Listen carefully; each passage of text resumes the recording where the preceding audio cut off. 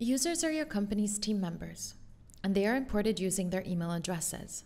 This allows you to automatically onboard users added into other platforms by using available integrations. Importing users to your MSP account can be done in two different ways, from the MSP Users section or from the Integrations section. Let's start with the MSP Users section.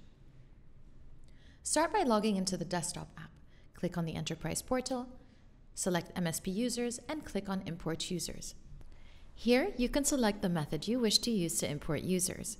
You can do it from different integrations, from Google for Work, Microsoft Azure, upload a file from your computer, or do it manually. From the Integrations section, you can click on the Enterprise portal, select Integrations, but you will first need to set up the desired integration before being able to sync users, companies, and passwords. In order to do that, you can check out our IT Glue integration guide. Just click on here. After you've successfully added or imported your users into your MSP account, they will receive an invitation to join the company. Whether they are current or new users, you can use the detailed step-by-step guide available in the link in the description to walk them through how to join the MSP company. If the user's status is listed as invitation pending, this means that the user was created and sent an invitation by email to join the company, but has not yet accepted the invitation. You can choose to re-invite them by generating a new email or uninviting the user by clicking on the user's name.